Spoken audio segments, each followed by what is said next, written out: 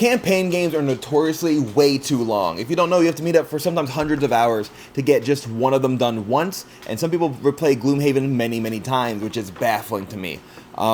If you want campaign games that you can play honestly in one afternoon, go ahead and keep watching this video. This video is all about campaign games that are easy to finish, whether it's over a length of time or whether you just want to plop it down, play a little bit, put it away, and then finish it within like 2 or 3 meetings. This is the video for you. Hi, I'm Caravan Dan from Gaming Caravan. Let's get started. Starting off with the only one I don't physically own, we have Marvel United Infinity Gauntlet. If you don't know where Marvel United is, it's a fun game by CMON and Spin Master Games, where what you'll do is you'll choose a character from the Marvel United comics line, whether or not it is from the core box, because they're all interchangeable. You can choose it from any box, any expansion whatsoever, and combine it to a single gameplay. So you can have Punisher and Groot and the Dazzler all fighting against Skullbones or Crossbones. In this case, what you are doing is you're going to choose characters to go against Thanos and his team. If you don't know, Thanos has 3 warriors, I believe, that work for him. What you'll do is you're going to go ahead and choose one of those warriors to fight against, draw 2 Infinity Gauntlet cards to start off against, and then you're going to shuffle them inside their like master plan deck, which is a deck that effectively, if you don't beat the monster by the end of that, then you've ran out of time and you lose the game.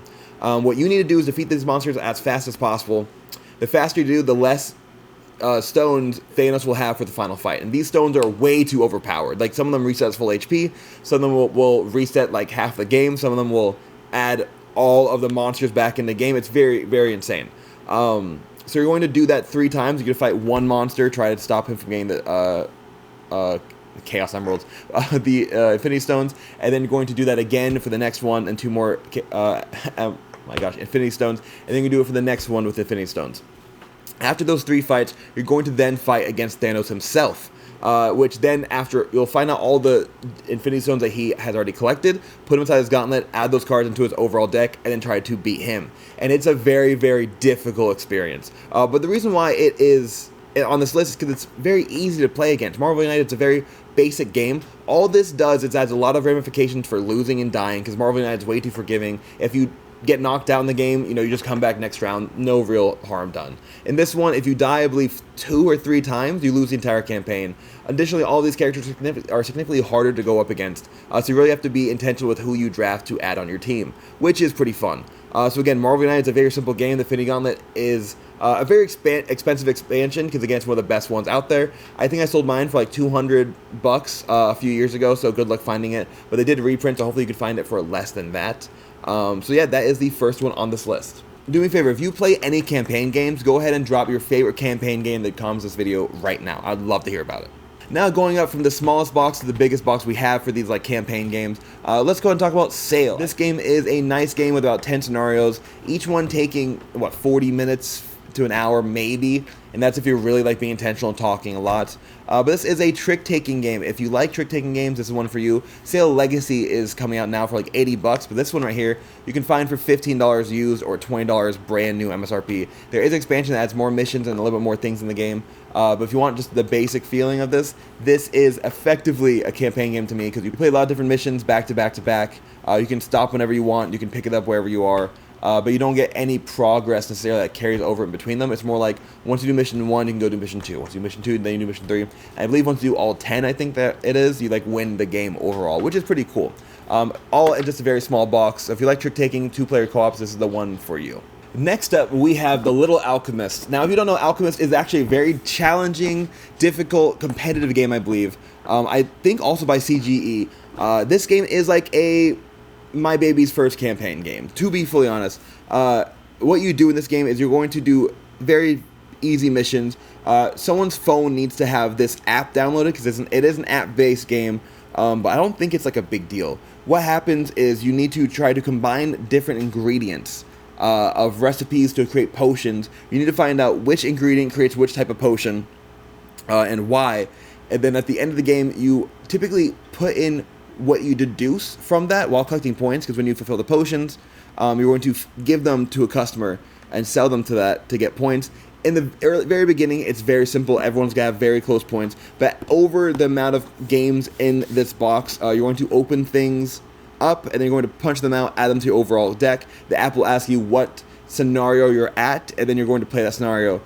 Each individual game scores by itself, so someone can win the first one, someone can win the second one, someone can win the third one. It's perfectly fine. It's not like the Scythe campaign where whoever wins the 8th game wins the game overall. You can still track the other wins along the way. But in this one, there are 1, 2, 3, 4, 5, 6 boxes to open up.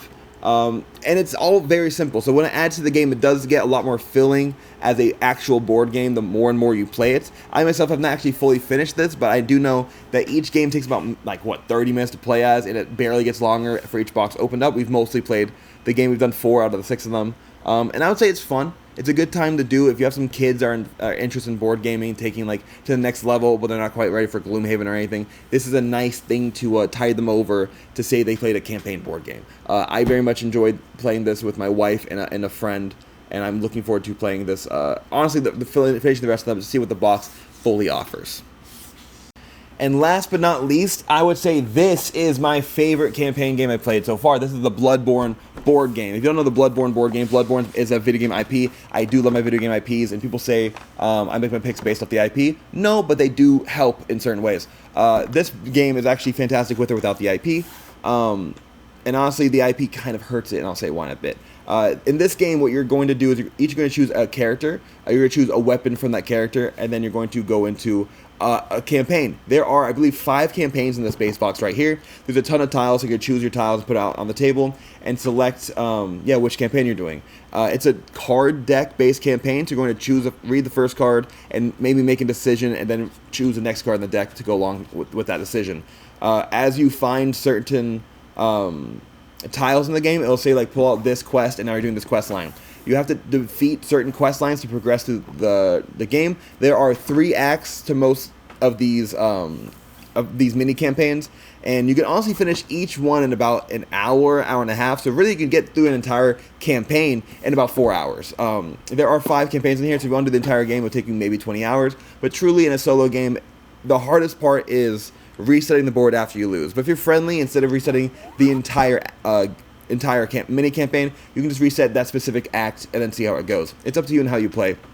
The main reason that I say the IP hurts this game is because they did not write this anywhere near the video game lore.